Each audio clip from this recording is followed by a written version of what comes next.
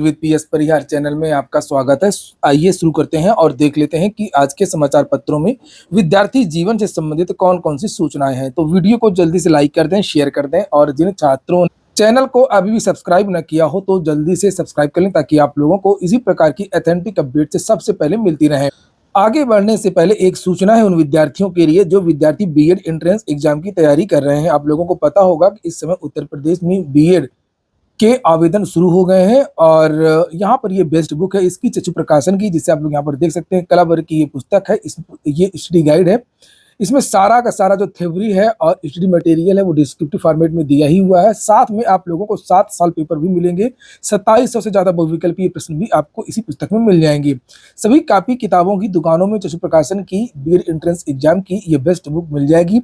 और अगर आप लोग ऑनलाइन मंगवाना चाहते हैं तो उसकी लिंक मैंने डिस्क्रिप्शन बॉक्स और कमेंट बॉक्स दोनों जगह उपलब्ध करा दी है। चक्षु प्रकाशन की स्टडी गाइड जो मैं अभी आपको दिखा रहा था वो तो आती ही है। साथ में अगर आप लोग प्रैक्टिस सेट लेना चाहते हैं तो प्रैक्टिस सेट भी आती है। प्रैक्टिस सेट में भी 15 प्रैक्टिस सेट मिलेंगे आप लोगों को और इसी में 7 साल पेपर भी मिल जाएंगे। इस पुस्तक की भी लिंक मैंने डिस्क्रिप्शन बॉक्स और कमेंट बॉक्स दोनों जगह उपलब्ध करा दी। चलिए शुरू करते हैं। आज के लगभग सभी समाचार पत्रों में आरओ एआरओ के बारे में बहुत सारी सूचनाएं हैं। जैसे ये दैनिक जागरण है और इसमें लिखा हुआ है कि आरओ एआरओ परीक्षा के पेपर का उत्तर वायरल हो गया, जिस पर छात्रों ने पेपर लीक होने का आरोप लगाया। छात्रों को लगा कि पेपर निरस्त हो जाएगा। शाम तक इसी बात को लेकर के चर्चाएं थी, मगर प्रयागराज में दोनों ही पाली में पेपर शांतिपूर्ण ढंग से संपन्न हुआ।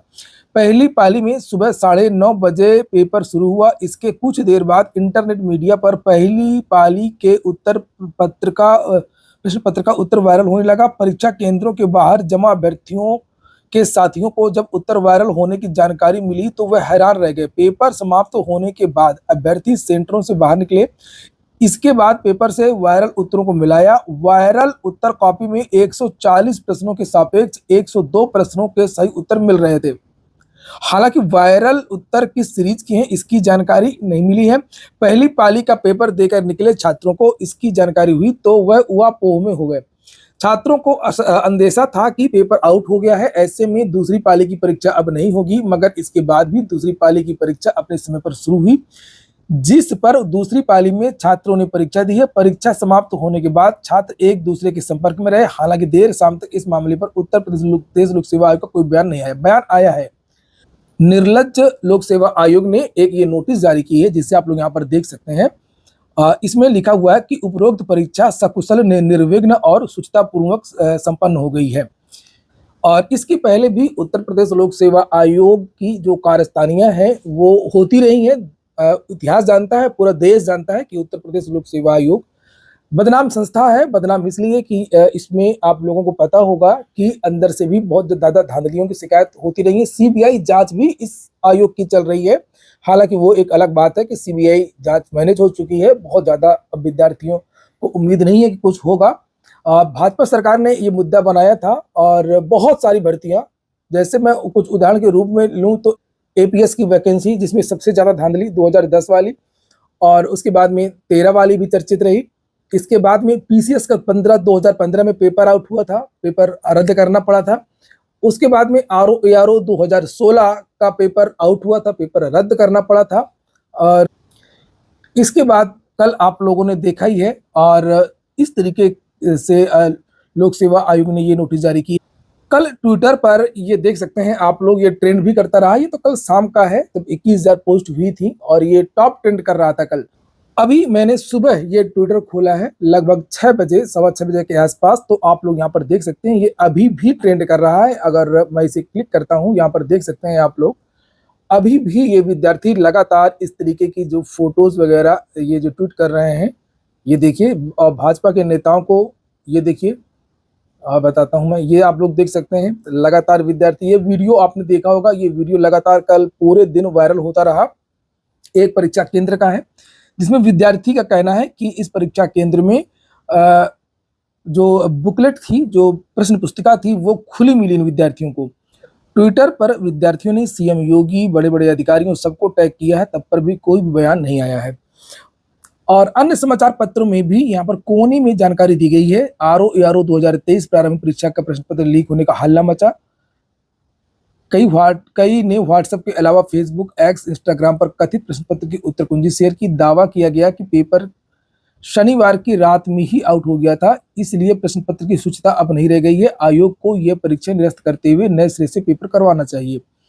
गाजीपुर में कुछ अभ्यर्थियों ने एक केंद्र के बाहर जमा होकर के पेपर लीक होने का दावा किया। हालांकि इस प्रकरण पर आयोग का कोई आधिकारिक बयान नहीं आया। 3.5 लाख ने परीक्षा छोड़ दी है। पेपर कैसा आया था ये आप सभी को पता है कि जीएस का पेपर आसान नहीं था, फैक्ट कम पूछे गए थे और कथन कारण इस तरीके के कंफ्यूजन वाले प्रश्न ज्यादा थे। जो नए विद्यार्थी थे उनको आसान लग रहा था, जो पुराने विद्यार्थी थे वो बात को समझते थे कि इस तरीके के प्रश्न गलत बहुत होते हैं। जिन विद्यार्थियों के 75 प्रश्न सही हैं वो विद्यार्थी पूरी तरीके से फाइट में है।